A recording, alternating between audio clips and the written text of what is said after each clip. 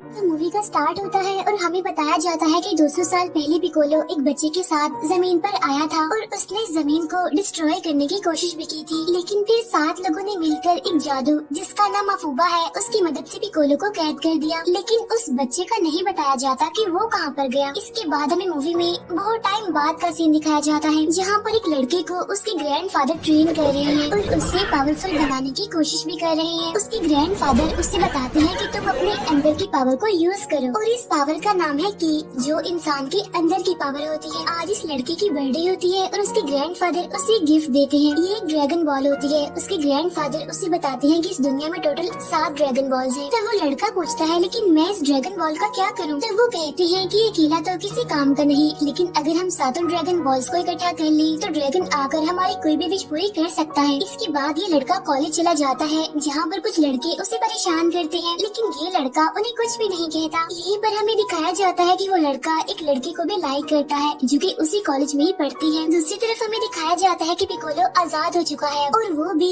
इन्हीं 7 dragon balls को ढूंढ रहा है। वो उन 7 ड्रैगन बॉल्स को इकट्ठा करके इस दुनिया को डिस्ट्रॉय कर देगा। उसके साथ एक लड़की भी है जो कि उसके लिए काम करती है। इसके रास्ते में जो भी आता है ये उसे मार देता है और ड्रैगन बॉल्स जिसके पास भी है ये उन्हें भी मार रहा है। जैसा कि हमें एक औरत दिखाई जाती है उसकी बेटी के साथ, वो अपनी बेटी की जान बचाने के लिए ड्रैगन बॉल उस लड़की को दे देती है जो पिकोलो के लिए काम करती है। लेकिन फिर भी वो लड़की जो पिकोलो के लिए काम करती है वो उस बच्चे की माँ को मार डालती है। दूसरी तरफ हमें वो लड़का दिखाया जाता है जिसके ग्रैंडफादर ने उसे ड्रैगन बॉल दिया था। यहाँ पर हमें इस लड़के का नाम पता चलता है। इसका नाम गोकू होता है। आज उसका बर्थडे होता है, लेकिन जिस लड़की को वो पसंद करता है आज उसके घर पार्टी होती है, इसीलिए वो अपने ग्रैंडफादर को बताए बगैर उस पार्टी में चला जाता है। वहाँ जाकर वो अपनी पावर्स को यूज करता है जिससे वो लड़की इम्प्रेस हो जाती है और उन दोनों की दोस्ती हो जाती है। अभी वो दोनों बातें कर ही रही होती हैं कि तभी गोकू को ऐसा रियलाइज होता है कि जैसे उसके ग्रैंडफादर के साथ कुछ गलत हो रहा है, और होता भी बिल्कुल ऐसा ही है। उसके ग्रैंडफादर जो कि घर में उसका वेट कर रही थी कि गोकू आएगा और वो दोनों केक काटेंगे, लेकिन तभी वहाँ उसके घर पर भी पिकोलो आ जाता है ड्रैगन बॉल को लेने के लिए। वो उसके ग्रैंडफादर को मार डालता है और साथ ही उसका घर तोड़कर भी चला जाता है। अब गोकू जब भागकर अपने घर पहुँचता है तो उसे पता चलता है कि किसी ने उसके ग्रैंडफादर को मार दिया है। उसके ग्रैंडफादर मरने से पहले उसे कहते हैं कि पिकोलो वापस आ गया है और वो इस दुनिया को तबाह कर देगा, लेकिन इससे पहले कि वो 7 ड्रैगन बॉल्स उसको मिल जाए तुम्हें वो 7 ड्रैगन बॉल्स को इकट्ठा करना होगा ताकि तुम इस दुनिया को डिस्ट्रॉय होने से बचा लो। वो उससे ये भी कहते हैं कि तुम्हें खुद पर यकीन रखना होगा, अपने आप को पहचानना होगा। साथ साथ उसके ग्रैंडफादर उसे मास्टर रोशी से मिलने का भी कहते हैं जो कि गोकू की हेल्प करेगा। अगले दिन गोकू के घर एक लड़की आकर उस पर अटैक कर देती है। उस लड़की का ड्रैगन बॉल भी पिकोलो ने चोरी कर लिया था। तब गोकू उससे कहते हैं कि मेरे पास जो ड्रैगन बॉल है वो मुझे मेरे ग्रैंडफादर ने दिया था और अब उनकी डेथ हो गई है क्योंकि रात को पिकोलो ने उन पर हमला किया था ड्रैगन बॉल लेने के लिए। ये कहकर वो उसे अपना ड्रैगन बॉल भी दिखाता है और वो उससे ये भी पूछता है तुमने मुझे ट्रेस कैसे किया? तब वो लड़की कहती है क्योंकि मेरे पास ड्रैगन बॉल को ट्रेस करने वाली एक मशीन है जिससे मैं ड्रैगन बॉल्स की लोकेशन का पता लगवा सकती हूँ। तब ये लड़का यानी गोकू से कहता है कि मेरे ग्रैंडफादर ने मुझे कहा था कि मुझे मास्टर रोशी से मिलना है क्योंकि उनके पास भी ड्रैगन बॉल है और वो मेरी मदद करेंगे। अब ये दोनों मिलकर मास्टर रोशी को ढूंढने के लिए निकल जाते हैं और फाइनली ये लोग उसे ट्रेस भी कर लेते हैं, जहाँ पर गोकू मास्टर रोशी को बताता है कि उसके ग्रैंडफादर की डेथ हो गई है और उन्होंने ही मुझे आपके पास भेजा है। अब ये भी उनकी टीम में शामिल हो जाता है और वो उन दोनों यानी गोकू और उस लड़की को समझाते हैं कि अगर पिकोलो वापस आ गया है तो वो इस जमीन को डिस्ट्रॉय करने की कोशिश करेगा और लास्ट में हमारे पास कोई चांस भी नहीं होगा कि हम 7 ड्रैगन बॉल्स को इकट्ठा करके ये विश मांगे कि जमीन को कोई भी डिस्ट्रॉय ना कर सके। इसीलिए वो इनसे कहते हैं कि सूरज ग्रहण होने से पहले हमें वो 7 ड्रैगन बॉल्स ढूंढने होंगे क्योंकि जिस दिन सूरज ग्रहण लगेगा पिकोलो इस जमीन को डिस्ट्रॉय कर देगा अपनी मैजिक से। उसी बच्चे के साथ जो कि 200 साल पहले उसके साथ जमीन पर उतरा था, वो बच्चा अब उसकी मदद करेगा जो कि अब बड़ा हो चुका है। अब ये तीनों मिलकर काम करेंगे। इसी के दौरान जब ये ड्रैगन बॉल्स ढूंढ रहे होते हैं तब ये एक ट्रैप में फंस जाते हैं और ये ट्रैप एक लड़की ने बिछाया होता है। अब ये लोग उससे कहते हैं कि हमें आजाद कर दो और हमारी टीम के साथ शामिल हो जाओ। मास्टर रोशी उससे कहते हैं कि अगर तुम हमारी टीम में ज्वाइन हो जाते हो और हमारी हेल्प करते हो यानी हमारे साथ मिलकर काम करते हो और हमारी लड़की ड्रैगन बॉल के बारे में जो भी इन्वेंशन करेगी उसमें जो इनाम मिलेगा हम वो आधा तुम्हें भी देंगे। तभी सुनकर वो लड़का भी इनकी टीम में शामिल हो जाता है। नेक्स्ट सीन में हमें दिखाया जाता है कि वो लड़की जो पिकोलो के लिए काम करती है वो इन लोगों पर अटैक कर देती है ताकि वो इनसे ड्रैगन बॉल ले सके, जिसमें कि ये लोग उससे ड्रैगन बॉल ले लेते हैं। इसके बाद ये लोग एक टूर्नामेंट में जाते हैं। ये असल में मार्शल आर्ट का टूर्नामेंट था और यहाँ पर उस लड़की ने पार्टिसिपेट किया था जो कि हमें मूवी के स्टार्ट में दिखाई गई थी, यानी जिसे गोकू लाइक करता था। यहाँ पर हमें इस लड़की का नाम भी पता चलता है, इसका नाम चीची होता है। अब चीची के साथ वो लड़की लड़ रही होती है जो कि पिकोलो के लिए काम करती थी। चीची जब उस लड़की के साथ लड़ रही होती है तो लड़ाई में वो लड़की जो पिकोलो के लिए काम करती है वो चीची का ब्लड ले लेती है सैंपल के तौर पर, और उसके बाद फाइट को अधूरा छोड़कर चली जाती है। ये देखकर चीची बहुत ज्यादा हैरान हो गई थी और उसे ये समझ नहीं आ रही होती कि उसके हाथ पर खरोच गलती से आई है या फिर जानबूझकर उसका सैंपल लिया गया है। अब यहाँ पर गोकू भी आ जाता है और चीची से मिलता है। वो उससे कहता है कि हम सब ड्रैगन बॉल्स को इकट्ठा कर रहे हैं ताकि अर्थ को बचाया जा सके। अब चीची भी इनके ग्रुप को ज्वाइन कर लेती है। उधर रोशी अपने मास्टर से जाकर मिलता है और उन्हें सारी सिचुएशन बता देता है। उसका मास्टर उसे वो मैजिक सिखाता है जो कि 200 साल पहले वॉरियर्स ने पिकोलो पर किया था उसे कैद करने के लिए। अब रोशी वो मैजिक सीख लेता है जिससे वो पिकोलो को कैद कर सकता था। उसी रात वो गोकू को की भी ट्रेनिंग देता है, यानी कि उसके अंदर की पावर की ट्रेनिंग। वो उसे सिखाता है कि कैसे वो अपने अंदर की पावर का यूज कर सकता है। नेक्स्ट सीन में हमें वो लड़की दिखाई जाती है जो कि पिकोलो के लिए काम करती है, यानी जिसने चीची का खून भी ले लिया था और उस पर काम करके अब उसके अंदर इतनी पावर्स आ गई थी कि वो चीची का रूप ले सकती थी। वो लड़की चीची का रूप लेकर उनके पास जितनी भी ड्रैगन बॉल्स होती हैं उन सबको चुरा लेती है, लेकिन तभी इन्हें भी उस पर शक हो जाता है। तब गोकू उस पर अटैक करता है, लेकिन उससे पहले ही वो गोकू पर हमला करके वहाँ से चली जाती है और चीची भी अब बेहोश हो गई थी। अब रोशी गोकू पर मैजिक करता है जिससे कि वो हील हो जाता है, और जब वो गोकू पर मैजिक कर रहा होता है तो गोकू ड्रीम में अपने ग्रैंडफादर को देखता है जो उससे कहते हैं कि टाइम बहुत ही कम रह गया है, इसीलिए तुम्हें सूरज ग्रहण लगने से पहले 7 के 7 ड्रैगन बॉल्स को इकट्ठा करना होगा। वो उससे फिर कहते हैं कि खुद पर यकीन रखो, अपने आप को पहचानो। इसके बाद गोकू होश में आ जाता है। तभी वो लड़की जिसके पास ड्रैगन बॉल को ट्रेस करने वाली डिवाइस होती है वो इन सबको बताती है कि पिकोलो के पास अब 7 के 7 ड्रैगन बॉल्स इकट्ठे हो चुके हैं और उन सबको लेकर वो ड्रैगन टेम्पल पर पहुंच रहा है। तब मास्टर रोशी बताता है कि वहां पहुंचकर वो मैजिक करेगा और जिसके बाद वो इस पूरी जमीन को डिस्ट्रॉय कर देगा। और अगर हम चाहते हैं कि हम इस जमीन को डिस्ट्रॉय होने से बचा लें तो हमें सूरज ग्रहण लगने से पहले जाकर उसे वो 7 के 7 ड्रैगन बॉल्स ले लेने होंगे। उधर हमें पिकोलो अपने साथी लड़की के साथ दिखाया जाता है जिसने कि 7 के 7 ड्रैगन बॉल्स इकट्ठे कर लिए हैं और अब वो मैजिक शिनरॉन कर रहा है, जिसके बाद वो इस जमीन को तबाह कर देगा। उसका मैजिक कंप्लीट होने ही वाला था कि तभी गोकू और उसकी टीम वहाँ पर पहुँच जाती है और वो उसे रोक देती है। गोकू उससे कहता है कि मैं तुम्हें और उस बच्चे को डिस्ट्रॉय कर दूंगा, यानी जिसे तुम जमीन पर लाए थे, जिसका नाम उजारू है। तब पिकोलो उससे कहता है कि तुम उजारू को क्या तबाह करोगे, जैसे ही सूरज ग्रहण लगेगा तुम तो खुद उजारू बन जाओगे।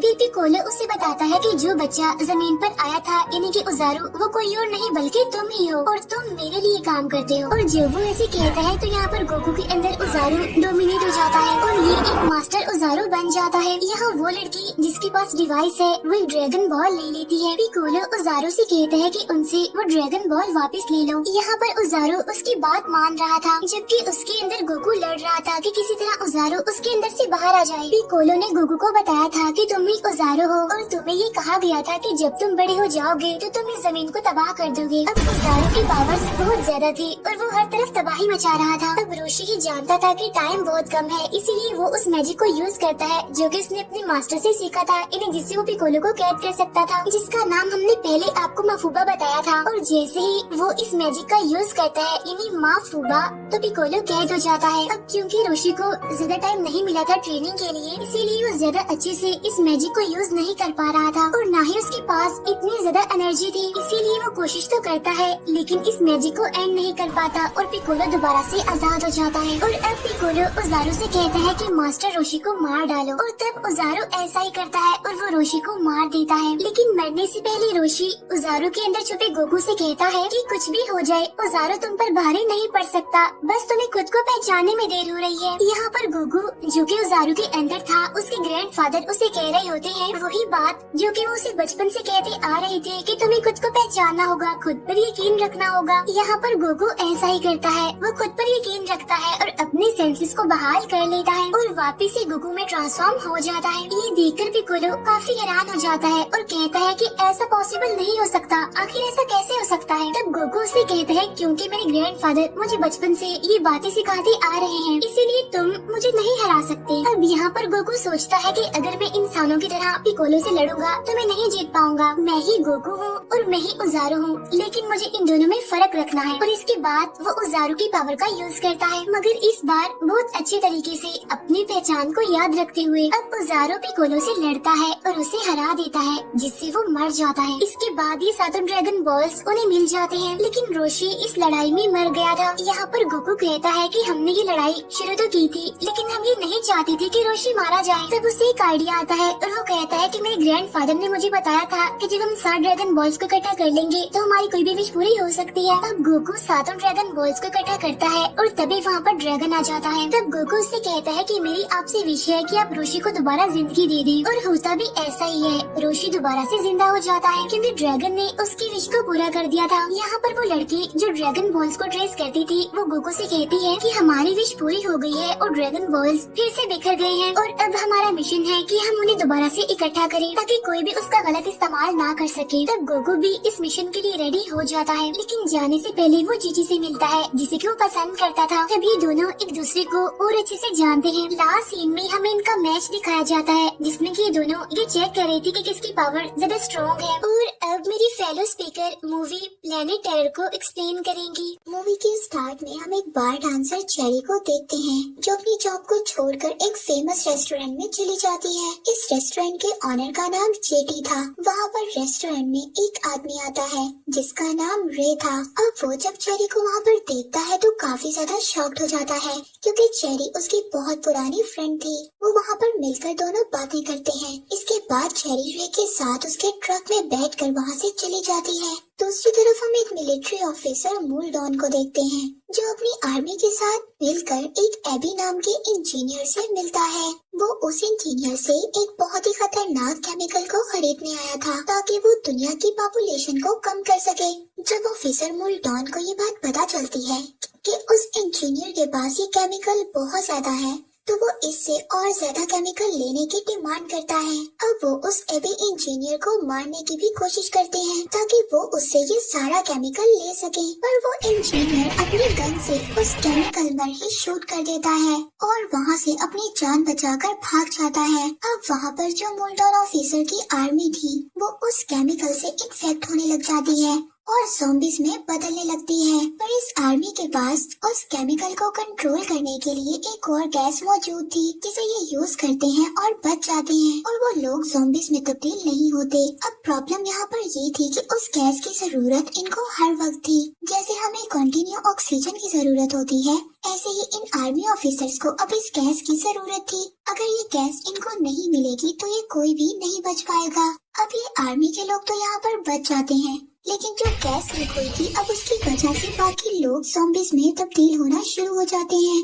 मगर इस दुनिया में कुछ लोग ऐसे भी थे जो इस खतरनाक गैस से इम्यून थे और वो ज़ॉम्बी में कन्वर्ट नहीं हो सकते थे। दूसरी तरफ हम एक डॉक्टर को देखते हैं जिनका नाम डॉक्टर विलियम था और वो अपने हॉस्पिटल में अपने पेशेंट्स का इलाज कर रहे थे। दूसरी तरफ हम डॉक्टर विलियम की वाइफ को देखते हैं, जिसका किसी और आदमी के साथ चक्कर चल रहा था। इनके हॉस्पिटल में अचानक से पेशेंट्स बढ़ गए थे, जिनकी स्किन पर अजीब तरह से रिएक्शन हो रहा था। दूसरी तरफ हम रे और चेरी को देखते हैं। रे चेरी को उसके घर ड्रॉप करने जा रहा था, पर तभी रास्ते में उनके ट्रक के आगे काफी ज्यादा ज़ॉम्बीज़ आ जाते हैं। अब रे ये समझता है कि ये इंसान है। उनको बचाते हुए उसके ट्रक का एक्सीडेंट हो जाता है। अब वहाँ पर कुछ ज़ॉम्बीज़ आकर चेरी को अपने साथ जंगल में ले जाते हैं और वहाँ पर वो उसका पाँव खा लेते हैं। अब रे वहाँ पर चेरी को बचाने के लिए गन लेकर आता है। वो उन ज़ॉम्बीज़ को फायर करने लगता है, तो वो ज़ॉम्बीज़ वहाँ से भाग जाते हैं।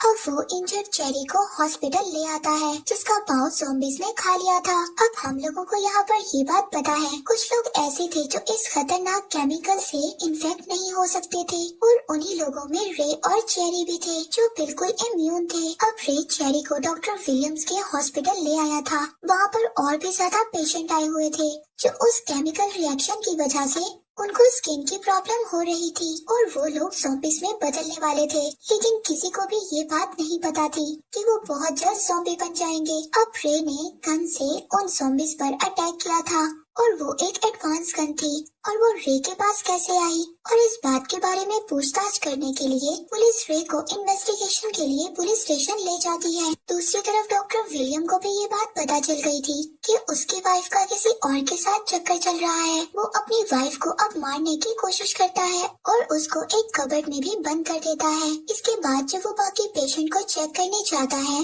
तो देखता है कि वहाँ पर बहुत ज्यादा ज़ॉम्बीज़ बन गए थे। दूसरी तरफ हम लोग रे को देखते हैं जिससे पुलिस इन्वेस्टिगेट कर रही थी कि उसके पास इतनी बड़ी गन कहाँ से आई। तो उस पुलिस स्टेशन पर भी ज़ॉम्बीज़ अटैक कर देते हैं। वहाँ पर रे और कुछ ऑफिसर्स मिलकर ज़ॉम्बीज़ का मुकाबला करते हैं और वो बचे हुए ऑफिसर्स रे के साथ मिलकर चले जाते हैं ताकि वो उनकी हेल्प कर सके। पुलिस ऑफिसर ज़ॉम्बीज़ पर अटैक करते हैं और उनको मार देते हैं। दूसरी तरफ रे हॉस्पिटल पहुंचकर चेरी को भी बचा लेता है और वो चेरी को लेकर उस हॉस्पिटल से बाहर आ जाता है। दूसरी तरफ हम डॉक्टर विलियम की वाइफ को देखते हैं जो अब बच गई थी। वो भी उस हॉस्पिटल से निकलकर अपने फादर के पास चली जाती है जहाँ पर वो सेफ थी। अब बचे हुए बाकी लोग उस हॉस्पिटल से बाहर आ जाते हैं। अब चेरी और रे के साथ वो लोग उस फेमस रेस्टोरेंट में चले जाते हैं जहाँ पर 20-25 लोग आराम से रह सकते थे और ये लोग बिल्कुल यहाँ पर सेफ थे। फिर एक रूम में चेरी और रे कुछ टाइम स्पेंड करते हैं। इसके बाद हम ऑफिसर को देखते हैं जिसको ये शक था कि रे के पास वो इतनी बड़ी गन कहाँ से आई। फिर उस ऑफिसर को ये बात पता चलती है कि रे गवर्नमेंट का कोई हाई सेक्रेटरी ऑफिसर है जिसकी गोली कभी मिस नहीं होती थी अपने टारगेट से। तभी उस रेस्टोरेंट में भी ज़ॉम्बीज़ आ जाते हैं और जब ज़ॉम्बीज़ वहाँ पर आते हैं तो रेस्टोरेंट में आग लग जाती है। अब पुलिस ऑफिसर भी मरने वाला था लेकिन वो किसी तरह वहाँ पर बच जाता है। अब ये लोग उस रेस्टोरेंट से भी निकल जाते हैं। रे, चेरी और बाकी सर्वाइवर्स एक सेफ जगह पर जाने की कोशिश करते हैं। तभी रास्ते में उनका सामना बहुत ज्यादा ज़ॉम्बी से होता है। अब ये यहाँ पर फंस चुके थे। तभी पीछे से वहाँ पर मिलिट्री ऑफिसर्स भी आ जाते हैं जिसमें ऑफिसर मुल्डॉन भी शामिल था और ऑफिसर मुल्डॉन के साथ उसकी आर्मी भी थी। अब ये लोग उन ज़ॉम्बीज़ को मार देते हैं। इन सब ने मास्क पहना हुआ था जो एक मशीन से जुड़ा हुआ था और उस मशीन से लगातार कोई केमिकल निकल रहा था, इसलिए ये सब लोग अभी तक उस वायरस से इम्यून थे। अब ये केमिकल जो उनके मास्क से निकल रहा था ये उनकी पूरी टीम के लिए एज ऑक्सीजन काम कर रहा था। अब ऑफिसर मुल्डॉन, रे और चेरी समेत बाकी सर्वाइवर्स को अपने साथ मिलिट्री बेस पर ले जाता है। ये सब लोग इस गैस से इम्यून थे, इसीलिए ये इनसे एंटीडॉट बनाना चाहता था। वहाँ पर जाकर इनको ये क्वारंटाइन जेल में बंद कर देता है जहाँ पर और भी ज्यादा सर्वाइवर्स थे। इस जेल में वही इंजीनियर भी था जिसने सबसे पहले इस गैस को बनाया था। अब ऑफिसर मुल्डॉन इन सब पर एक्सपेरिमेंट कर इनकी बॉडी से एंटीडॉट बनाने वाला था। सबसे पहले चेरी और डॉक्टर की वाइफ को एक रूम में ले जाया जाता है जहाँ पर वो ऑफिसर उनके साथ कुछ गलत करने वाला था। अब रे को जैसे ही इस बात का पता चलता है वो वहाँ पर खड़े हुए कुछ ऑफिसर्स को मार देता है और उनकी गन्स लेकर उस इंजीनियर के साथ मिलकर बाकी और आर्मी ऑफिसर्स को भी मार देता है और आखिर में वो ऑफिसर मुल्डॉन को भी मार देते हैं क्योंकि वो भी ज़ॉम्बी में कन्वर्ट हो गया था। वो चेरी और डॉक्टर की वाइफ को भी बचा लेते हैं। अब रे चेरी के पाँव में एक गन को लगा देता है जिसकी वजह से वो अब अपने पाँव से भी गन चला सकती थी। अब सभी सर्वाइवर्स मिलकर एबी और रे के साथ उस जगह पर जाते हैं जहाँ पर 2 हेलीकॉप्टर्स थे। रे का ये प्लान था कि वो सभी लोग ऐसे आइलैंड पर चले जाएंगे जहाँ पर ज़ॉम्बीज़ नहीं होंगे, पर इन 2 हेलीकॉप्टर्स के आसपास बहुत ज्यादा मिलिट्री ऑफिसर्स थे जो अब ज़ॉम्बी में बदल गए थे। अब सभी इनसे यहाँ पर फाइट करते हैं और इसी फाइट के दौरान वो एबी इंजीनियर भी मारा जाता है। अब चेरी वहाँ पर गन से बहुत सारे ज़ॉम्बीज़ को मार देती है। दूसरी तरफ हम रे को भी देखते हैं जो एक मिलिट्री ऑफिसर की गन से मारा गया था। वो ऑफिसर अभी तक ज़ॉम्बी नहीं बना था, यानी इन सर्वाइवर्स का लीडर रे मर गया था और वो एक हाई प्रोफाइल गवर्नमेंट का ऑफिसर भी था। अब सभी बचे हुए सर्वाइवर्स हेलीकॉप्टर में बैठ जाते हैं। उन सर्वाइवर्स में से एक आदमी जो उस बार का ऑनर था जहाँ पर चेरी काम किया करती थी, वो हेलीकॉप्टर चलाना जानता था। वो अब वहाँ से बाकी सर्वाइवर्स को ले जाता है। दूसरी तरफ चेरी भी रे को गुड बाय हक करती है और बाकी सभी लोगों के साथ एक आइलैंड पर पहुँच जाती है। उस आइलैंड पर पॉपुलेशन बहुत ज्यादा कम थी और वहाँ पर ज़ॉम्बीज ना होने के बराबर थे। और उस आइलैंड पर जो बाकी ज़ॉम्बीज बचे हुए थे, चेरी उनको मार देती है। अब चेरी की लीडरशिप से यहाँ पर बाकी सभी लोग बहुत खुश थे। और कुछ महीनों बाद चेरी को एक बेबी गर्ल भी होती है जो उसकी और रे की बेटी थी। और इसी के साथ ये मूवी यहीं पर एंड हो जाती है।